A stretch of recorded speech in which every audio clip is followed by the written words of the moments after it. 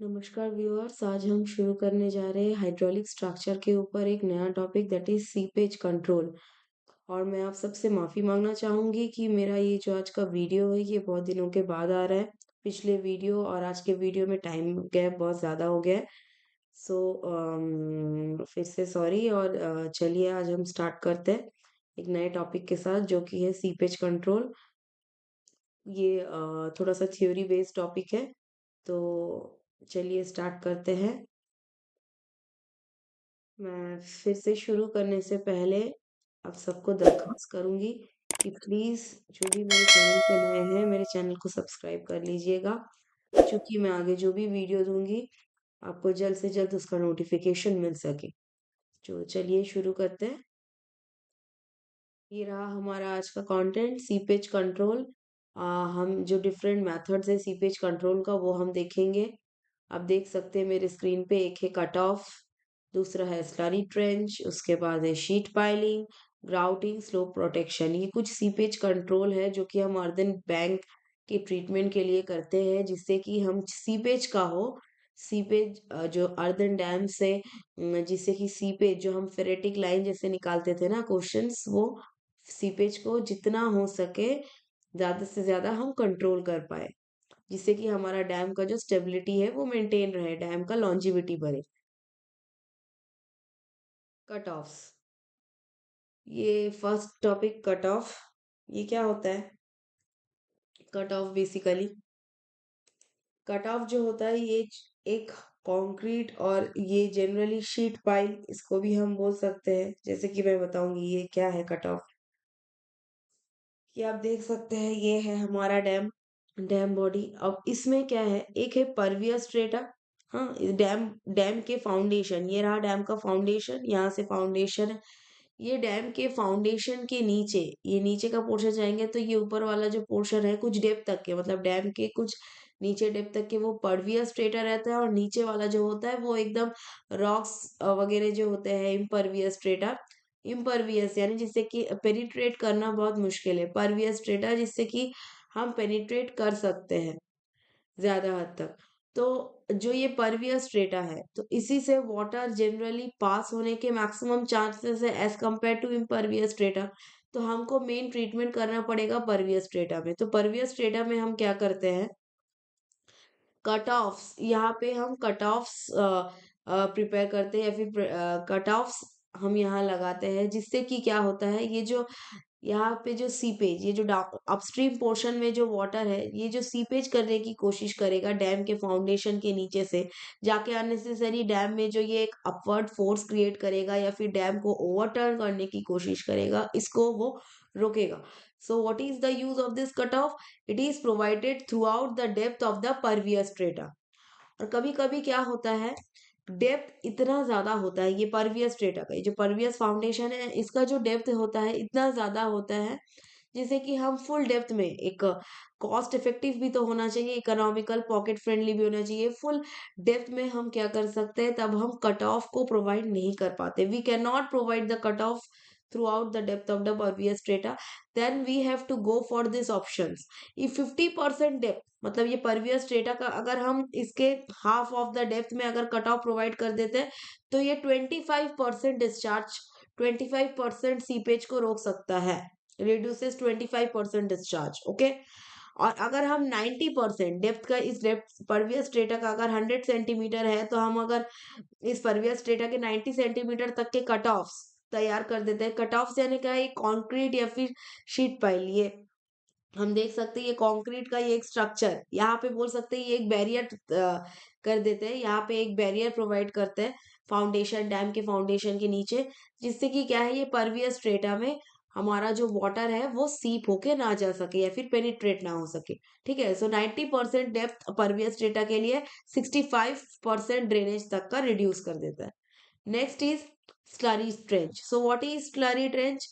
ये slurry trench होता है कि इसमें क्या होता है बेसिकली, हमारा it is formed by the excavation of trench. इसमें क्या होता है, हम मैं बोलूंगी कि ये जो पहले हम क्या करते हैं, ये जो हमारा डैम का साइट है इसमें हम डैम इसमें क्या करते हैं, डैम के फाउंडेशन के नीचे एक ट्रेंच क्रिएट करते हैं। इस ट्रेंच में क्या करते हैं, धीरे धीरे जैसे कि यहाँ से खुदाई होना शुरू करेंगे तो यहाँ पे ट्रेंच क्रिएट होगा और ये इस ट्रेंच को हम फिलअप करते जाएंगे एक स्लरी से, इसीलिए इसका नाम आया है स्लरी ट्रेंच। ट्रेंच को फिल फिल करते हैं किससे ना, स्लरी से। क्या है ये स्लरी का प्रोसेस, क्या फिल करते हैं, ये स्लरी बेसिकली बेंटोनाइट का एक सॉल्यूशन होता है। क्या होता है, ये एक बेंटोनाइट होता है, ऐसा मड जो ओल्ड क्ले, इसको हम लोग ओल्ड क्ले भी बोलते हैं, ओल्ड क्ले। इसको हिंदी में बोला जाता है मुल्तानी मिट्टी। इससे क्या होता है, इसका क्या इफेक्ट होता है, ये नॉर्मल क्ले के तुलना में इसमें कम से कम पानी सीपेज होता है। तो इसलिए हम जो फाउंडेशन के जस्ट नीचे का जो हमारा क्ले है या फिर मड है, तो इसको क्या करेंगे हम लोग, अगर पूरे सॉइल को ओल्ड क्ले से रिप्लेस कर देते हैं तो क्या होगा, हमारा नीचे वाटर सीप होने के चांसेस या फिर वाटर रह जाने के चांसेस बहुत कम हो जाते हैं, क्योंकि ये जनरली बेसिकली ड्राई क्ले होता है एक तरीके से। सो इसीलिए हमारा क्या चाहिए होगा, हमारा क्या कंडीशन होगा कि जो फाउंडेशन, बस बेसिकली जो हमारा अर्दन डैम जितना फाउंडेशन बनेगा, इस फाउंडेशन के नीचे हम यहाँ पे एक हम एक्सकावेटर लगा के यहाँ पे हम लोग ट्रेंच क्रिएट करेंगे। और ट्रेंच क्रिएट करेंगे और दूसरा ये आप देख सकते हैं एक मशीन, इस मशीन से हम लोग क्या करेंगे, इस ट्रेंच में बेंटोनाइट, बेसिकली जरूरी नहीं है कि बेंटोनाइट ही फिल हो, but basically slurry as bentonite ही यूज किया जाता है। मैंने आपको रीजन दिया, इसको बोलते हैं ओल्ड क्ले, तो मुल्तानी मिट्टी। तो इसमें हम लोग फिल कर करके ये फाउंडेशन का जो बेस है इसको तैयार कर लेते हैं। इसके ऊपर अब हम लोग अर्दन डैम बनाएंगे, तो इसमें क्या होगा, हमारा इसमें भी सीपेज ज्यादा से ज्यादा रिड्यूस हो सकता है।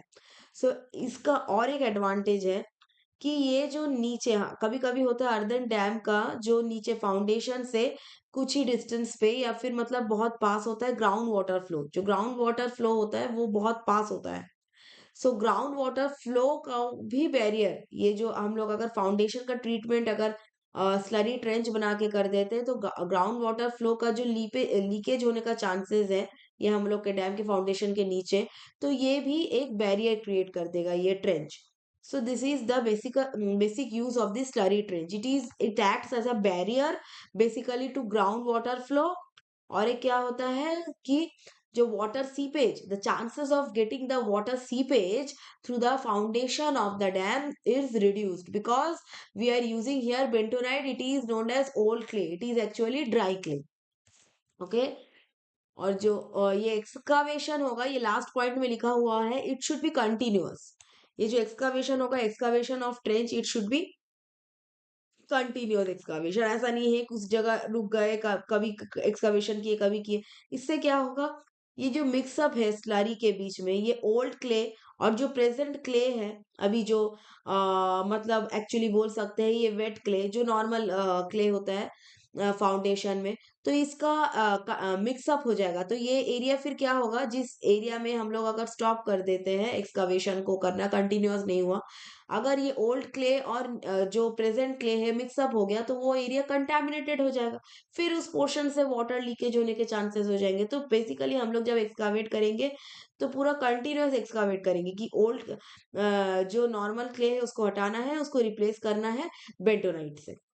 ओके। ये जो प्रोसेस होना चाहिए वो कंटिन्यूअस प्रोसेस होना चाहिए, इसमें कोई ब्रेक नहीं होना चाहिए, अदरवाइज नहीं तो बेंटोनाइट और जो हमारा प्रेजेंट जो क्ले को हम लोग रिमूव कर रहे हैं उसका मिक्सअप हो जाएगा, वो एरिया कंटामिनेटेड हो जाएगा। Next is sheet piling. What is sheet piling?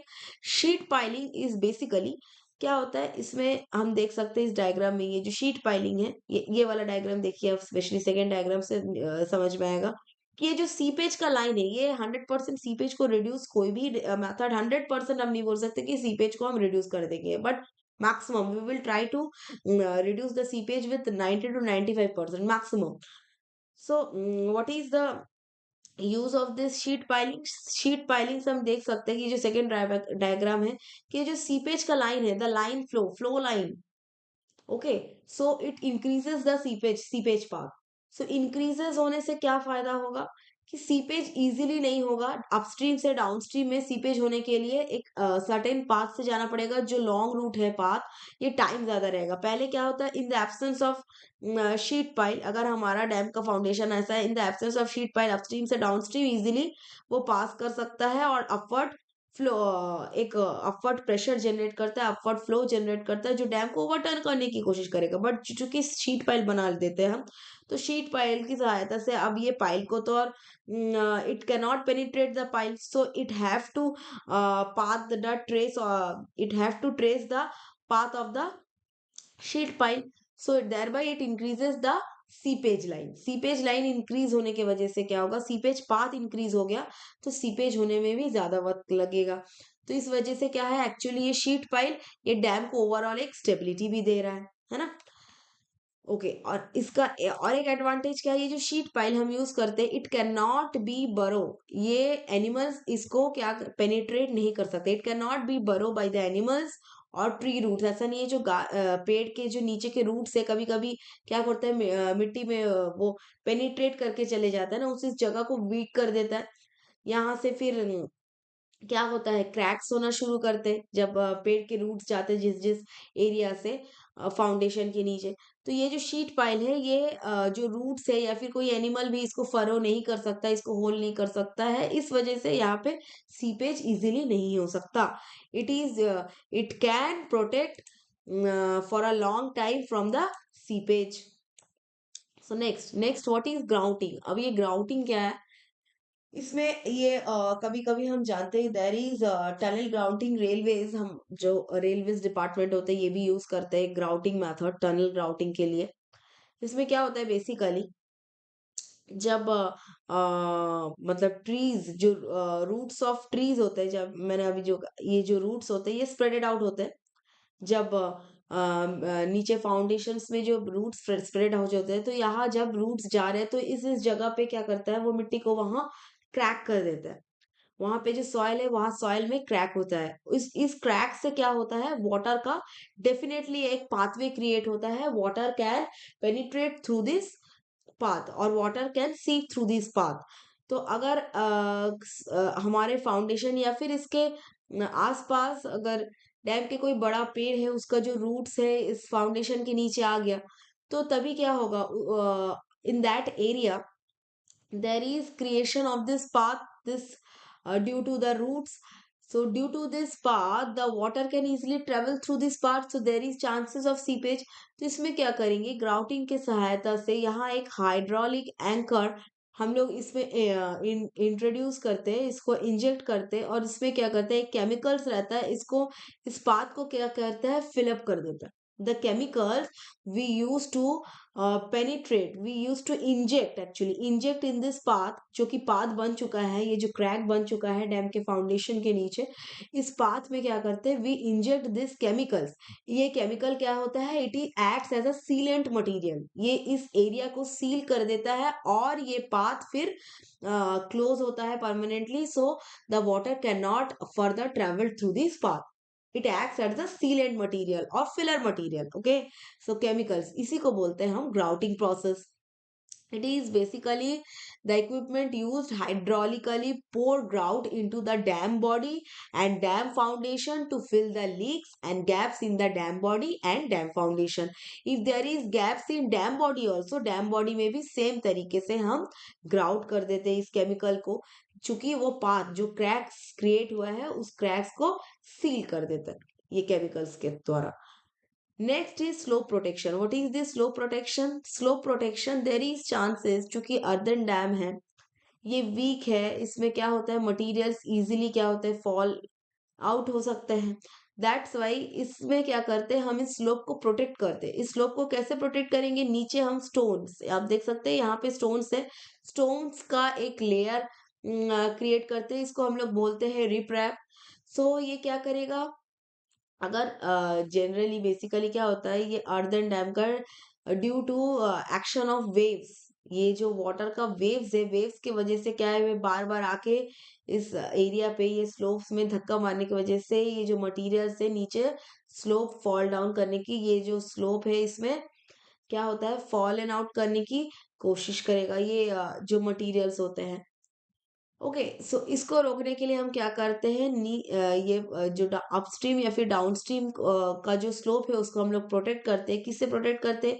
हम लोग यहाँ स्टोन का एक लेयर, तो नीचे इसको स्टोन का एक सपोर्ट मिलता है, तो ऊपर जो लेयर है वो इजीली, ये जो स्टोन का लेयर है वो इजीली क्या होगा, वो फॉल आउट नहीं हो सकता है। Stones, it is it can bear this pressure due to the water waves. Okay, so ये जो 1 मीटर का ये जो स्लोप, मतलब स्टोन्स का जो ये पैकेज है, ये packing of stone, stone pitching इसको बोलते हैं, या फिर स्टोन डंपिंग भी बोला जाता है। इसमें स्टोन्स को डंप किया जाता है, ये 1 मीटर तक के जनरली अपस्ट्रीम में।